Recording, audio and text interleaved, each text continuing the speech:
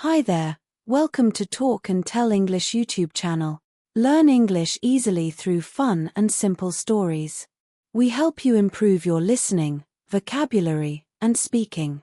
One story at a time, whether you're a beginner or looking to boost your fluency. Our videos will guide you step by step to become confident in English. So, join us every day to talk, tell, and practice English together. Don't forget to subscribe and hit the bell icon, so you never miss a new story or lesson. Let's get started and make English learning simple, fun, and enjoyable. This is a story about a young woman named Emily. She lived in a small town near the mountains. Emily was kind, curious, and always ready to help others. She worked at a small bookstore and loved reading stories about travel and adventure. But she had never traveled far from her town. One rainy afternoon, Emily was walking home from work when she saw a man sitting on a bench. He looked tired and cold. He was wearing a wet coat and had a small backpack. Emily stopped and asked, "Are you okay? Do you need help?" The man looked up and said, "My name is Daniel. I'm traveling to visit my sister, but I lost my wallet and I have no money or a place to stay." Emily felt sorry for him. She thought for a moment and said, "You can come to my home. I have an extra room. You can rest and eat something warm." Daniel was surprised. He didn't expect such kindness from a stranger. He thanked her and followed her home. At Emily's house, she gave him dry clothes, made hot soup, and even gave him a book to read. Daniel stayed for 3 days. During that time, he helped Emily clean the house, fix a broken chair, and even help organize books at her bookstore. They talked about their dreams, their families, and their favorite stories. On the 4th day, Daniel received a message from his sister. She had found his wallet at the train station and sent him money to continue his journey. Daniel was very thankful. Before leaving, he gave Emily a small note. It said, "You changed my life with your kindness. One day, I will return the favor." Years passed. Emily continued to live in her small town. She sometimes thought about Daniel and wondered where he was. One day, a big package arrived at her bookstore. Inside was a letter and a set of travel tickets. The letter was from Daniel. He had become a travel writer and visited many countries. He remembered her kindness and wanted to invite her on her first big journey. Hi learners, now we are going to the podcast of this story. Let's begin. Hi learners, welcome to the Talk and Tell English YouTube channel podcast episode.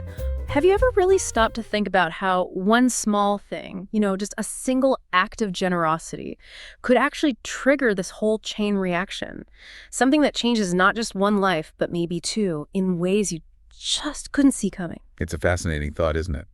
We often brush past those small moments, but the story we're diving into today, it really shows how these tiny interactions can plant the seeds for something, well, huge. Yeah, that quiet courage to just reach out. It can echo way further than you'd think. Exactly. Shaping futures, really. Welcome, everyone, to the Deep Dive.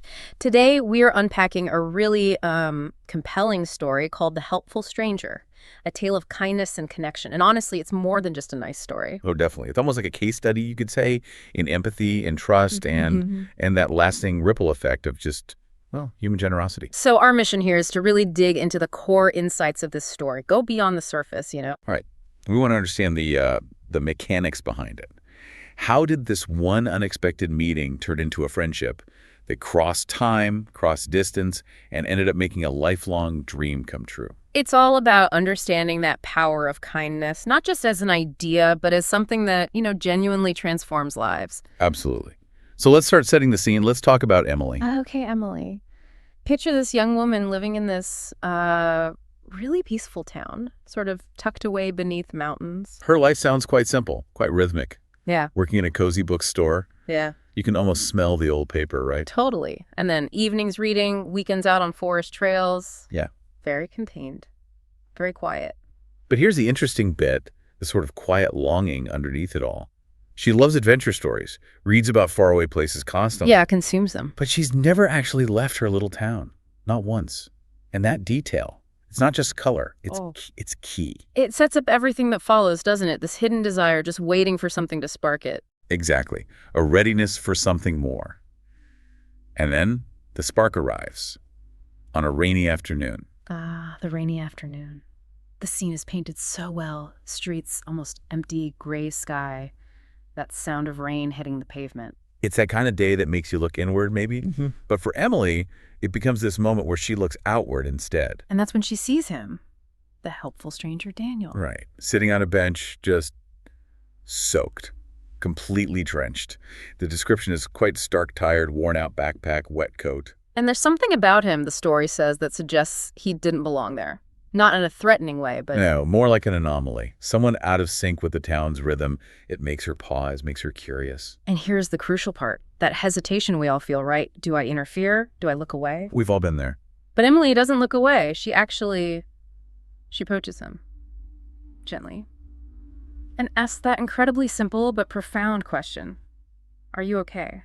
Do you need help? It's a brave moment, really. Breaking through that invisible wall we put up around strangers. And his reaction, surprise, naturally, he tells her his name, Daniel, and then lays out his situation. Yeah, just the bare facts. On his way to see his sister in the next city, lost his wallet. So no money, no food, no place to stay, just stuck. And completely vulnerable, exposed to the rain, exposed to, well, indifference, potentially. But Emily sees something. The story says she could see the honesty in his eyes. He wasn't putting on an act. No, not begging, just tired, worn down by the situation. And that perception, seeing his fatigue rather than judging his circumstance, that leads her to do something extraordinary. Something she admits she's never done before. She says, "You can come to my home. It's not far. I have a guest room. It's warm and dry. You can rest, have something to eat." Wow. Just like that. Offering a complete stranger sanctuary in her own home? I mean, think about it. It goes against pretty much all the usual advice, doesn't it? Daniel's reaction, his disbelief, "Are you sure?" It really underscores how unusual this is. And her reason. So simple, yet so powerful. I believe everyone deserves kindness. It's not about expecting something back. It's just this fundamental belief. That act of trust, inviting him in, it's immense. It's pure empathy, overriding caution. So Daniel accepts. He goes with her, and he stays for 3 days. And Emily's care is very practical, very nurturing. Towels, dry clothes from her brother's old things, which is a nice touch, hot soup. Small things that mean the world in that moment. But here's what I find really interesting. Daniel isn't just a passive recipient. No, not at all. He pitches in, cleans the garden, fixes the shelves, even helps out at her bookstore. So there's this immediate reciprocity. It's not just charity, it's mutual. Exactly. And that builds the connection. They talk every evening, not just small talk, but about real things, books, dreams, fears. The story says it felt like they'd known each other for years, which is amazing after just a couple of days. It shows how quickly bonds can form when there's that shared vulnerability, that genuine interaction. And Daniel opens up too, right, about his life. Yeah, he shares quite a bit. Trying to mend things with his sister, losing his job during the pandemic. This whole trip was his attempt at a second chance. It really highlights how kindness can land at such a critical moment for someone when they're right at a crossroads. Absolutely. Her home wasn't just physical shelter. It was like emotional breathing room for him. Yeah. A safe space to kind of regroup before facing that next step. That shared vulnerability, it really cements things between them. Definitely. It takes it way beyond just helping someone out. It becomes a real human connection. So on the 4th day, the practical issue gets resolved. His sister found the wallet. Right, at the train station. Sends him money so he can finally continue his journey. His immediate crisis is over. But before he leaves, he gives Emily something. A handwritten note. And that note, it's small, but it's significant. It reads, "You changed my life with your kindness. I will never forget you. Someday, I will return the favor." It's more than just a thank you, isn't it? It's a promise, an acknowledgement of the impact she had. It really anchors the theme. It sets up that whole idea of the ripple effect, the long-term consequence of her kindness. And then silence. Years go by. Yeah, life goes on for Emily. Same town, same house. Her bookstore thrives, becomes a local hub. But she wonders about him. You would, wouldn't you? Did he make it? Did he reconnect with his sister? Did he remember her act? It's a human thing, isn't it? Yeah. Wanting to know the end of the story, wanting to know if the good you did actually mattered. And then one summer morning, completely out of the blue, a large box arrives at the store. The arrival itself feels significant, like the closing of a loop, maybe? Definitely. And inside, wow, a leather-bound journal, a plane ticket, and a letter. Quite the package. The letter explains everything. Daniel's journey has been incredible. Incredible is the word. He didn't just get back on his feet, he soared, became a travel writer. Seen the world. Peru, Paris. I mean, a complete transformation for the man soaked on the bench. And this part really gets me. He writes, "Every time I met a kind stranger, I thought of you." Isn't that powerful? Her one act became this touchstone for him, a reminder of kindness out in the world, maybe even inspiring how he interacted with others. It's like her kindness wasn't just a single event. It became part of his worldview. Exactly. And then the gift itself, the plane ticket to Italy.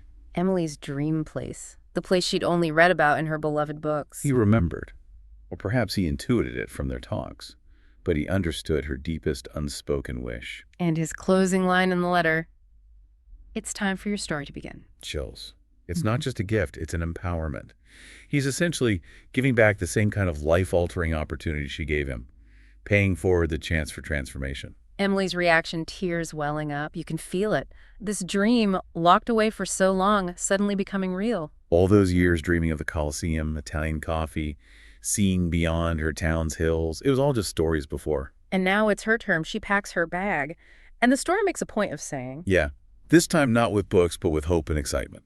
her own adventure is finally starting, unlocked by that rainy day encounter years ago. It suggests our own stories might have chapters we haven't even conceived of yet, waiting for some unexpected kindness given or received to open them up. So when we unpack all this, what's the core message bubbling up from this deep dive? Well, it's clear that even the smallest acts of kindness can have these huge, unpredictable ripples. Emily helps one person, one time, and it fundamentally changes the course of two lives. It really challenges how we think about cause and effect in our interactions. It's not always linear. And what's fascinating, as you said, is how Daniel repays her. It's not just, here's some money for the room and board. Not at all. He understood her on a deeper level. He didn't just return the favor. He amplified the kindness.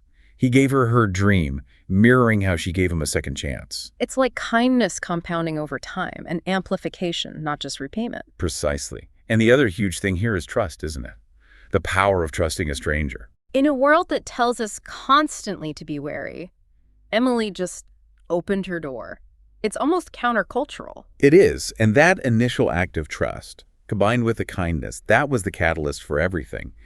It forces you, the listener, to maybe question your own assumptions about strangers, about risk, about connection. It encourages a kind of open-heartedness, maybe. I think so.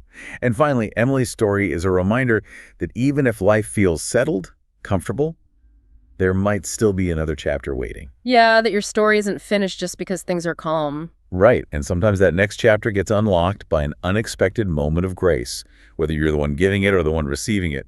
Our narratives are more fluid than we think. It definitely leaves you with something to think about. Yeah. So here's a final thought to mull over.